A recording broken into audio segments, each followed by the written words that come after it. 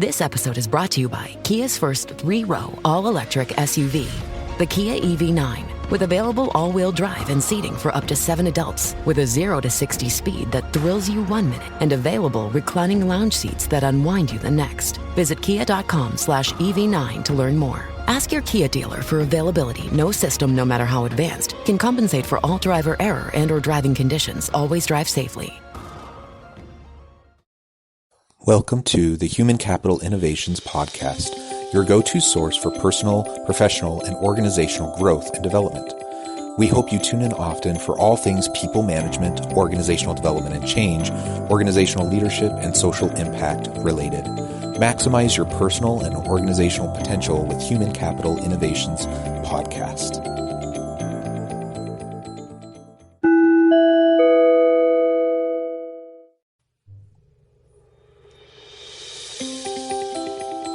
Welcome to the Human Capital Innovations Podcast. In this HCI podcast episode, I talk with Preity Üpala about purpose, intention, and finding our bigger why.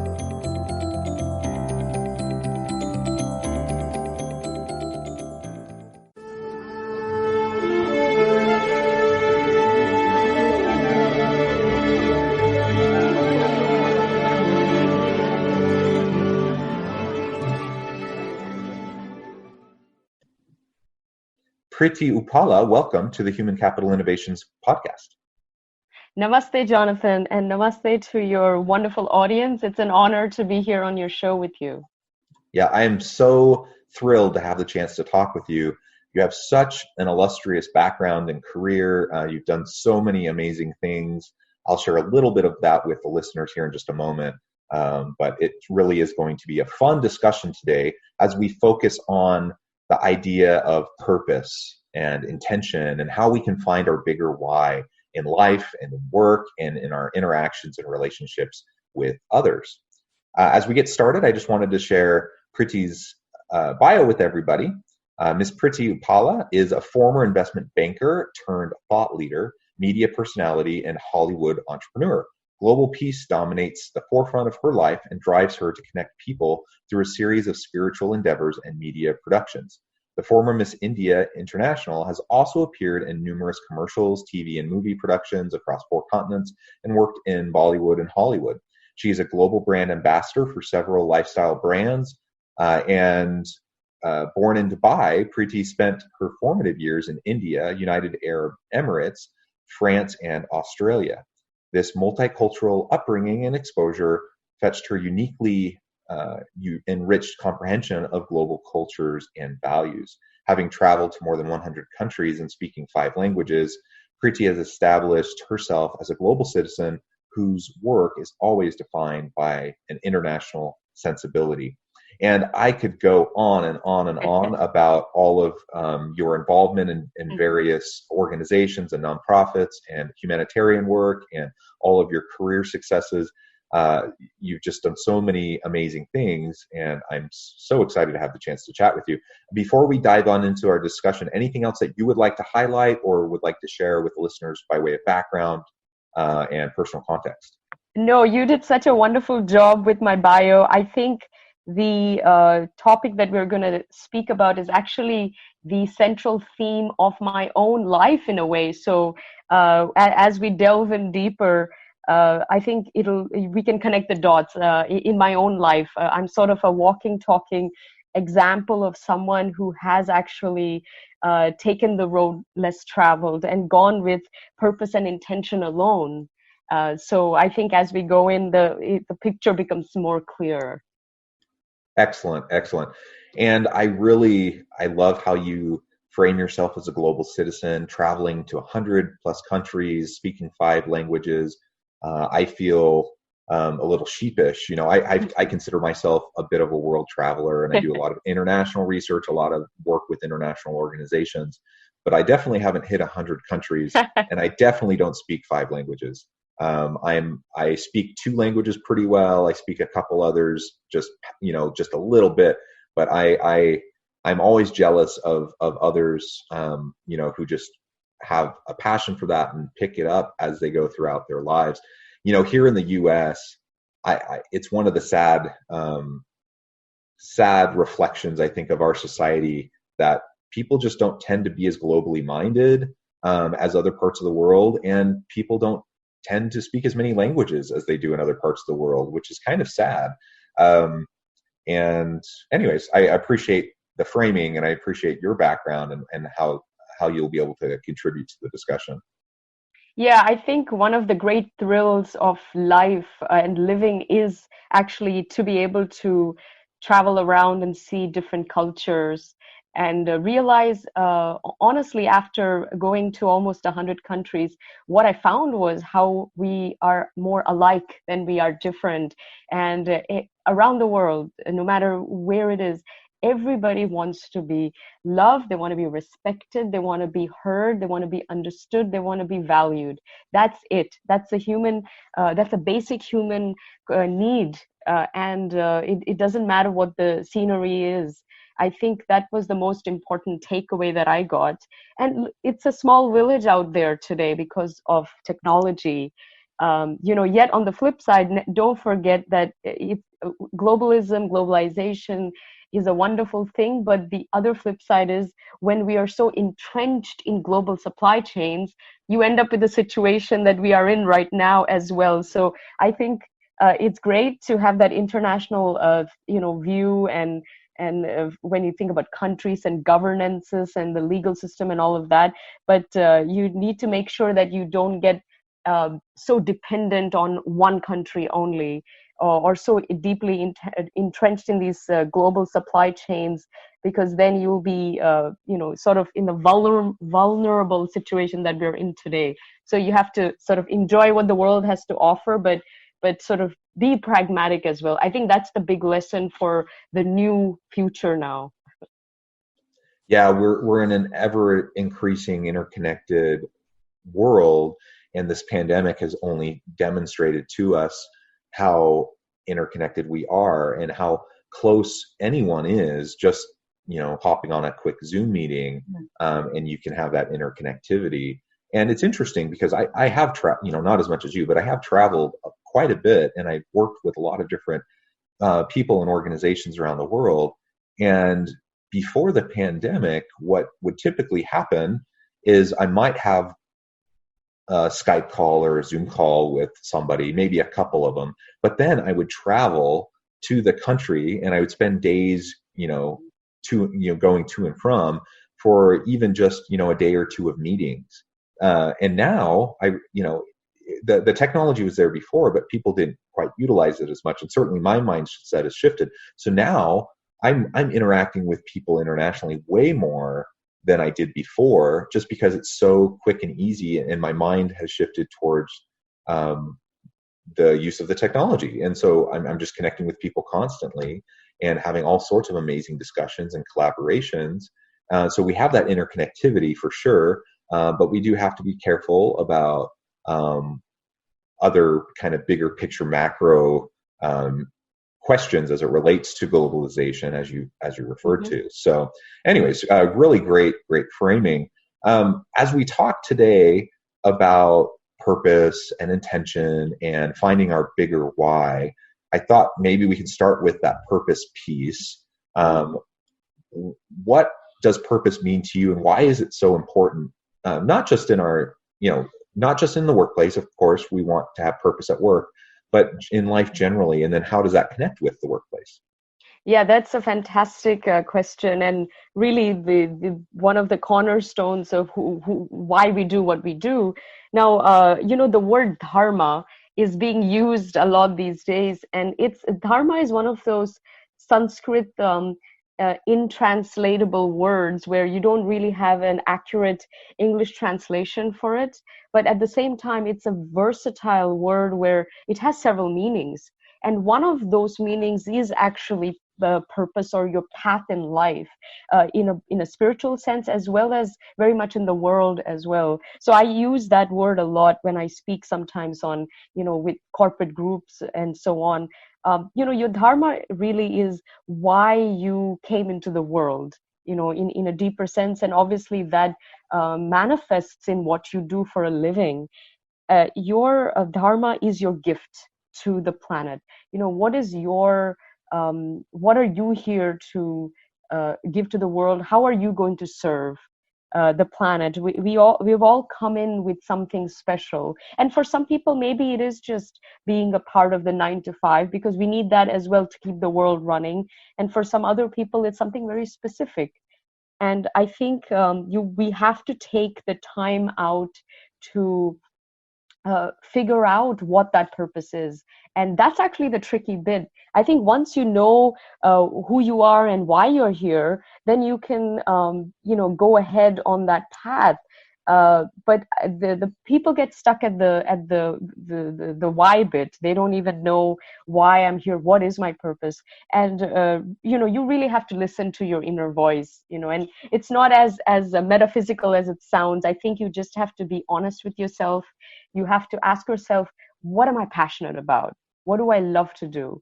Because when you love to do something, it's not work. You will usually do very good at it. And when you perform well, guess what? You get rewarded financially, and you have promotions in your career and so on. These things are all connected. So I think I urge people to really take the time out. And this you can do at any age. Obviously, if you do it very young, like in my case, I had a career change. I used to be an investment banker, and then I was a management consultant, but that was not my dharma in life. And I was just thinking, what am I doing sitting here in some office in Sydney? That's not going to change the world. It's just not why I came here. I know that I'm here for something bigger, and I really belong on the global stage. So I sort of got onto I had a sort of an awakening in a way. And it's never easy, because it's a period of uncertainty, unease. I mean, I sort of quit cold turkey. I'm just that kind of a person.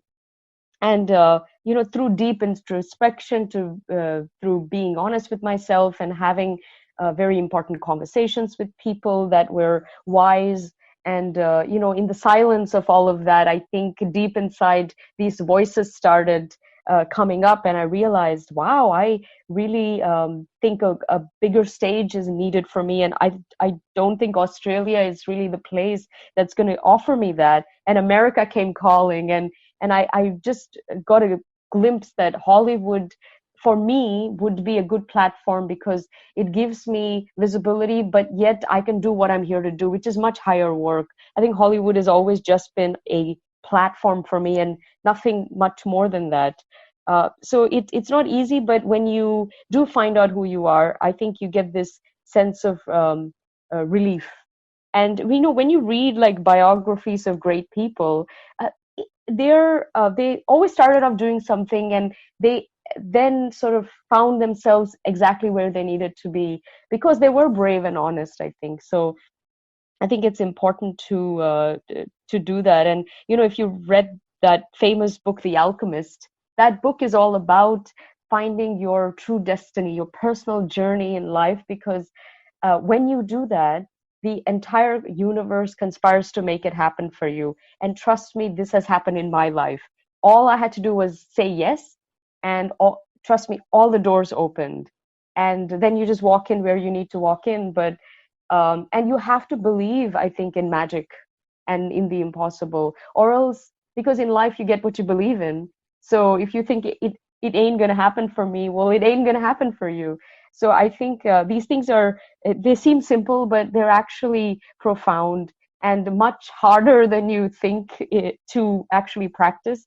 But when you do get it right, I think this whole world opens up. It's like a ocean of opportunity, I think, a sea of possibilities in front of you.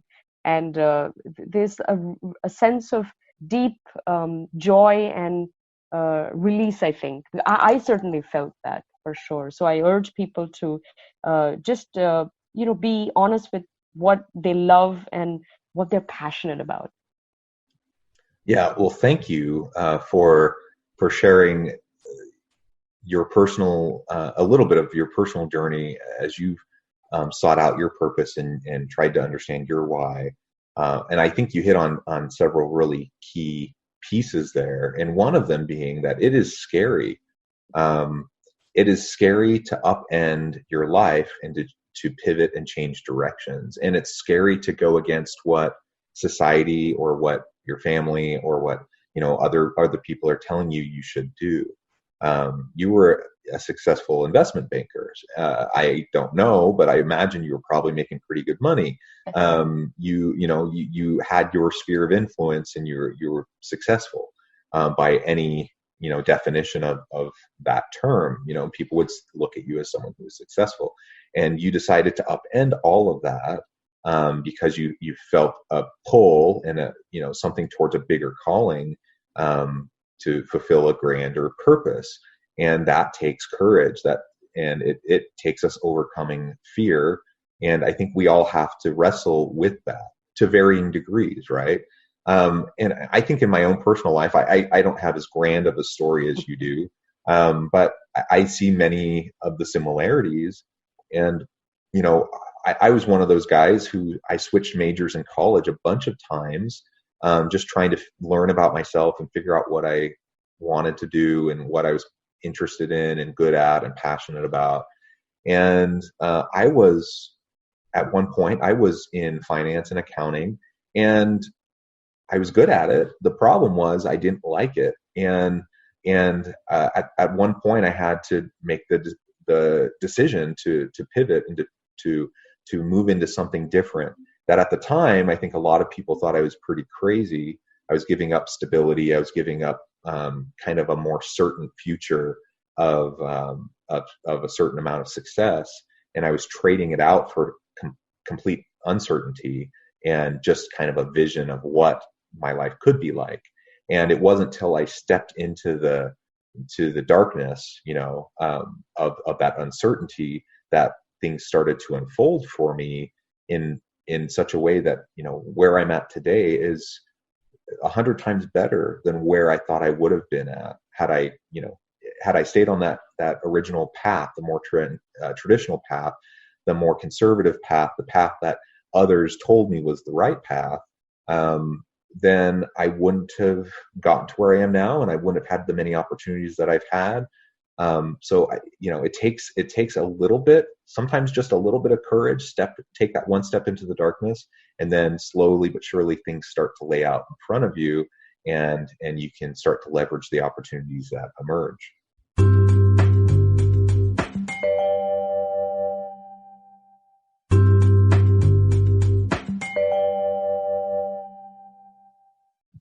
Yeah, absolutely. When you share your experience with other people, you realize that a lot of people have been through this journey, and it's actually pleasing, I think, to hear that.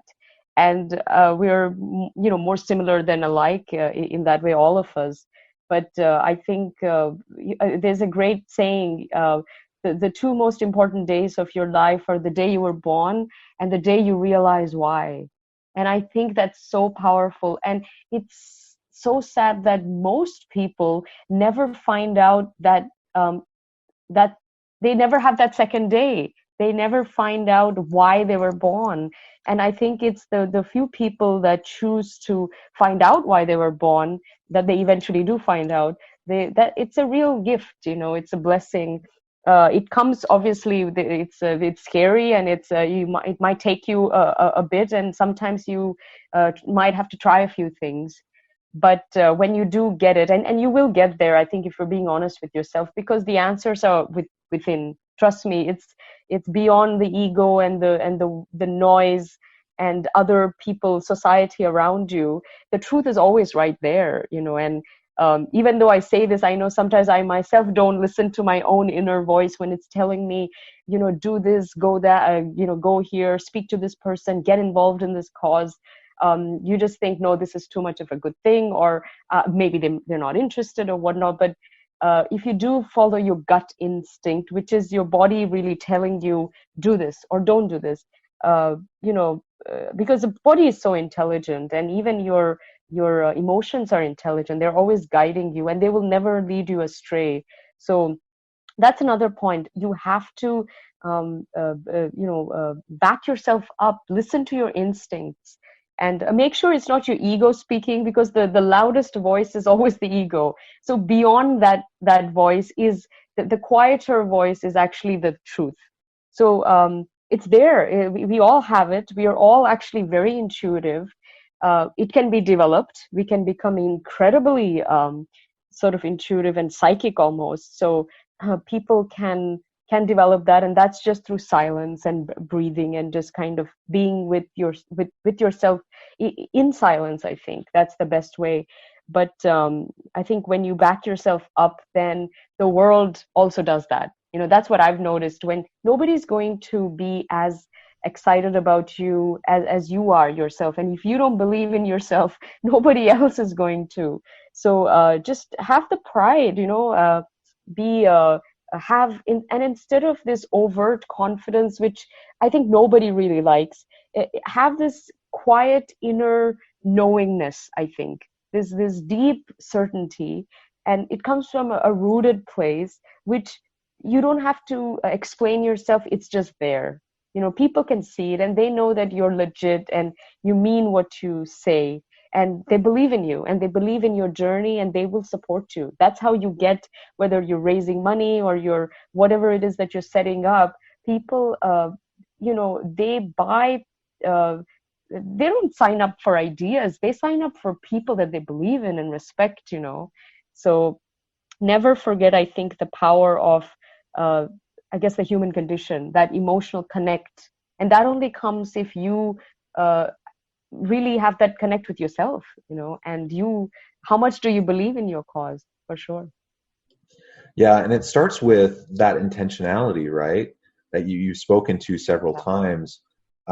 It requires introspection, self-reflection. It requires you to be mindful and quiet your mind and just be at peace with yourself. Until we can do that, it's going to be really hard to listen to that inner voice. And different cultures and different religious perspectives have different ways of and different terminologies for what that might be.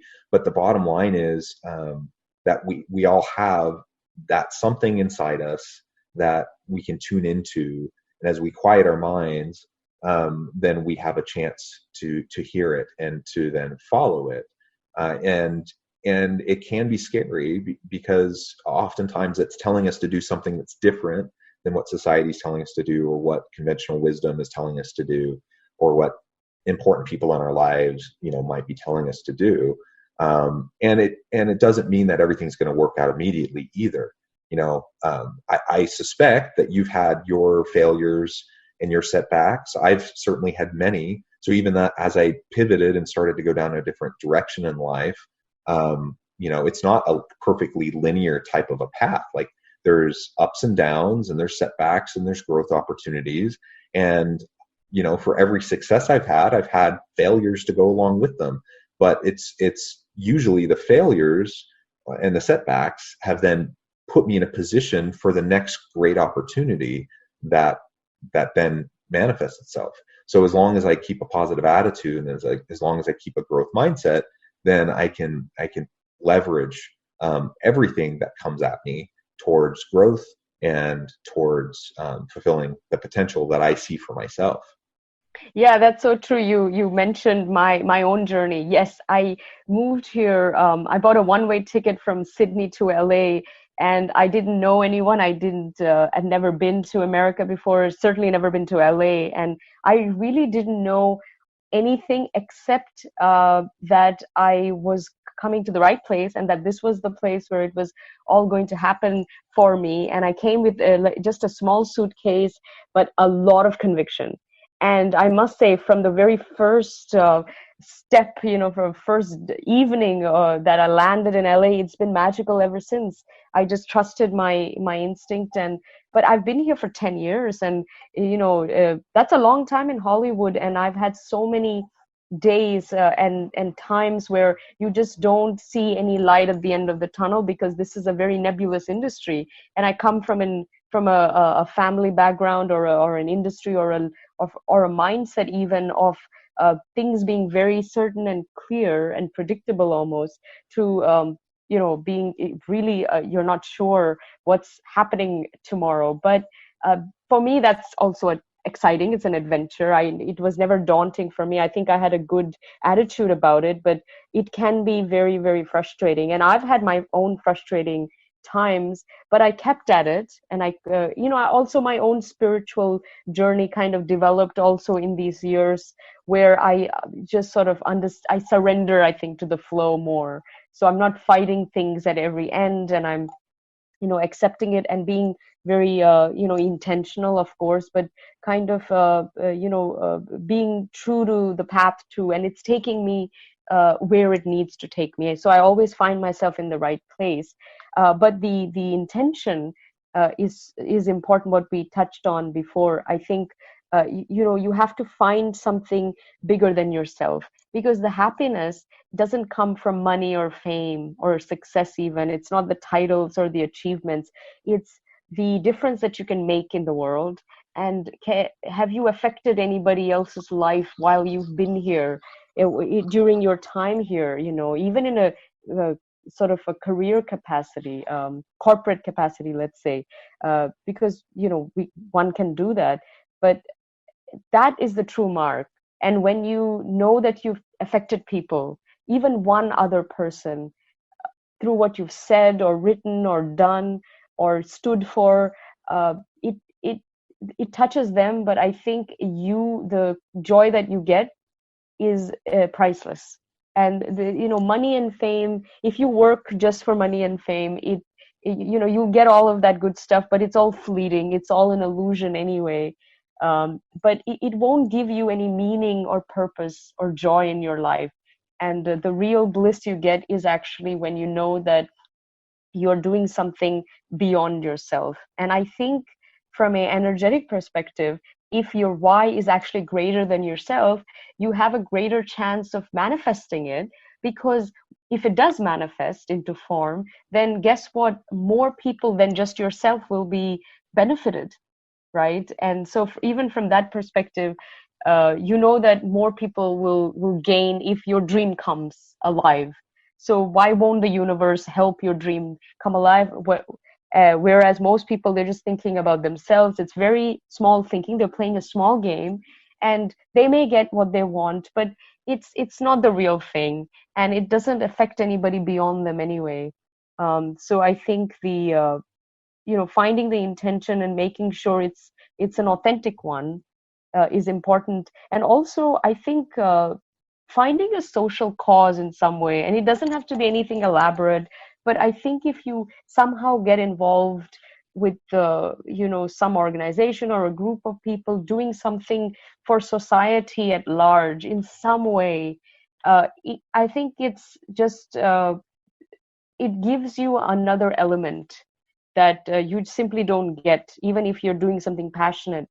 I think when you're working for betterment of the world in some way, and it's almost selfless, because you might not even, this might be volunteer for you, you might not even be getting paid for it, but I think some of the joy that you get from selfless service is very priceless. I've noticed this in my own life, and that's why people do get involved. Even it could even be something religious or spiritual sometimes, and it's just, I think the quality of what you get is a deep, it kind of affects you as a human being, and then you actually have gratitude in your life. You realize how much you have. I think that's missing. That element of giving and gratitude is missing in the world, and also definitely among the corporates, because I think they just don't have the bandwidth or they think they don't have the bandwidth to think on those terms, but they do. Actually, they can have the most impact, for sure. Well, I love all of everything you said, and I completely agree. I think there's so much opportunity that we have to make an impact in the world as we search out and find our bigger why, our bigger purpose, as we're authentic and really do the hard work of trying to know and understand ourselves better, which will allow us to know and understand others better and understand how we can make our mark on the world, not for status, not for prestige and for fame, but make our mark on the world to help and lift others around us. Preity, it has been a real pleasure talking with you today. We're about out of time, but before we close, I just wanted to give you the last word and give you a chance to share with the listeners how they can reach out and get connected with you and find out more about what you're doing. Oh, thank you so much. What a great conversation. It was very organic. I'm usually prepared with these things, but I didn't have a chance to do anything since yesterday evening. But it's been maybe such a perfect conversation. I think everything we needed to touch on, we did. Thank you so much again for having me on your show. I just want to leave the audience with this point that I think if COVID has taught us anything, it's how connected we are. How small the world is, and how moving forward, I think we need to work with each other more. We need to collaborate. We're all in this together. We truly are, in every sense of the word. And this is actually a beautiful thing, because we're all feeling the pain. And look, there is a paradigm shift going on. There is absolutely a silver lining. The planet needed this in more ways than one, and we will come out of this stronger and brighter. Just hang in there, be positive. It's so important to be uplifted. I am all over on social media, and I am very engaging with my listeners and people who reach out. So find me on Facebook. I have a public figure page. It's just my name, Preity Üpala. My Twitter handle is the Preity Effect. Please catch me on Twitter. On YouTube, if you type in Preity Üpala, again, I have my own channel and I have a lot of content. I write a lot on spirituality and purpose and culture. So my website is being designed as we speak. But if you just Google my name and write spirituality or dharma, purpose, any of these things, I think a ton of articles will come out, and possibly some videos too. And Instagram, don't use it that much, probably should use it more, but it's just Preity U. So, and my website, when it's up, is just preetyupala.com. So please connect with me and find me. Love to hear from your audience. And thank you again for having me on your show. Thank you again. It's been a pleasure. I encourage my listeners to reach out, to get connected. And I hope everyone stays healthy and safe, that they can find meaning and purpose at work each and every day. And I hope everyone has a great week. Thank you. Awesome.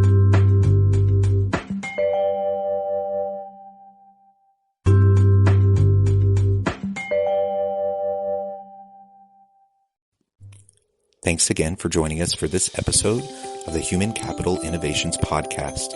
I hope you stay healthy and safe, and that you have a great week.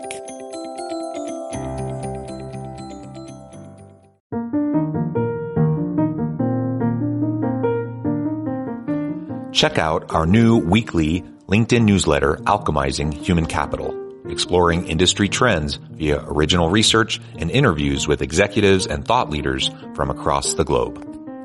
We look forward to having you join us. Make this Christmas memorable with Goat Guns. Get the coolest miniature gun models for your collection. From historical classics to modern weapons, we have something for every firearm and hobby enthusiast. Surprise your loved ones with the gift of Goat Guns, the perfect blend of quality and detail. Shop now and spread the joy at goatguns.com.